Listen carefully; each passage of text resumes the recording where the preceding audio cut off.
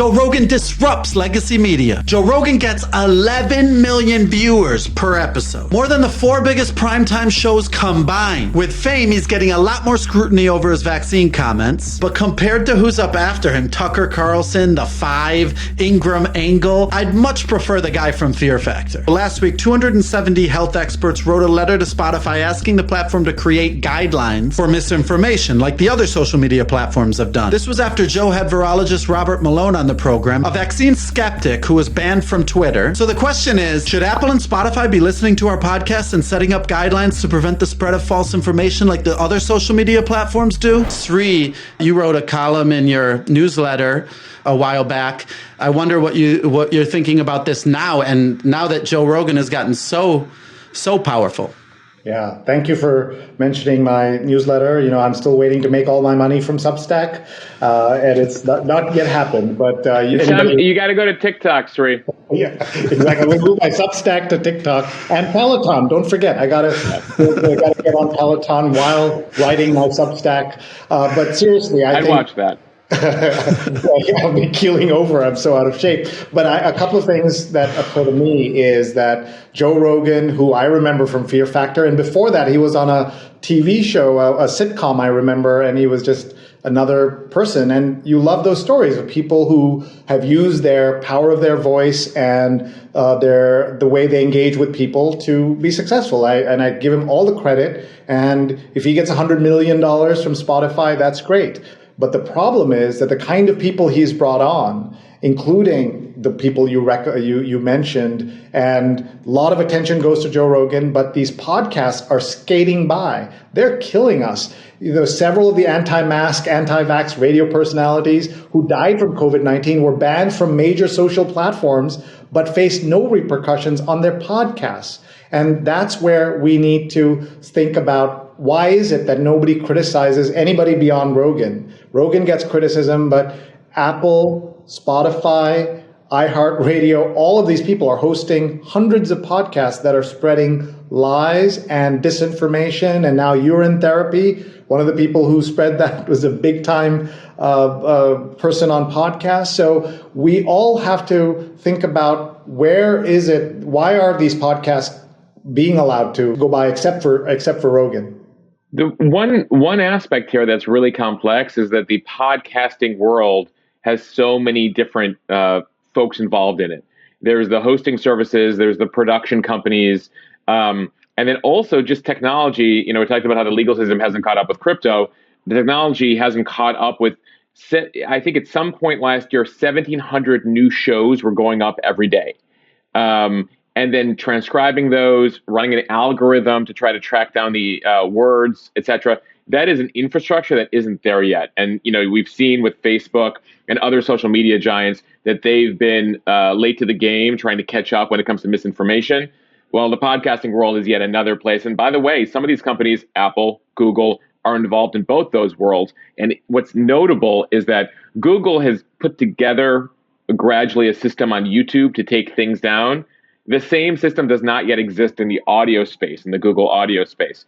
So there's a responsibility on the part of the companies to police this. There's a larger question in the U.S., in the country with the First Amendment. What should be allowed? The policies of Apple and Spotify right now are specific to violence. That if you're advocating violence on a podcast, it goes down. It hasn't quite reached aspects and categories like misinformation. So where is that? What should they allow? And all these companies are so wary of having to try to police all this stuff. We still see it today. Twitter is still dealing with, do we take down an account? Well, we've decided there's a five violation max. When you hit that 5th violation, why it's 5, we don't know. We take you down. And then meanwhile, over at Facebook, they've created kind of a third-party Supreme Court, which has the jurisdiction to deem who should be on Facebook. So every company is doing it differently, haphazardly, and knows that there's a lot of cost and potential backlash involved in any limits they apply to their platform. And you're absolutely right about the fact that it's a different world. Like YouTube is one platform, and so they can control the videos. As you said, these are all different things and different platforms, and there isn't one system there. I don't know, will we get there?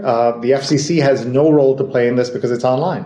It's not part of the broadcast infrastructure, even though there are broadcast companies involved in this. Sree, do you think that, like what someone who disagrees would say is, is muzzling these voices really the answer? Is that actually going to get people to change their views? Like, I understand the criticism of like the most biggest podcaster, who he brings on, etc. But is not letting them have put out their podcast that maybe a few hundred people listen to, is that the problem? What's exactly the problem? This is something that we should be discussing. And I will say that the examples that I will look at are the anti-vax podcasters who on their deathbeds said, I did the wrong thing. We're now, we count who those are above 5 fingers now. We're on the second hand. And so when you say it's a few hundred people, how many are we allowed to kill? Like, what is the cutoff? Is it 20 people that we allowed to kill by what we say, or is it thousands? Like, where is that line? And this is not just about urine therapy or COVID. It's also about hate. It's also about anti-Semitic conversations and things like that, and bringing them all together in here and allowing them to flourish. There is an issue. I don't think it's a First Amendment issue because it's not the government that's doing it.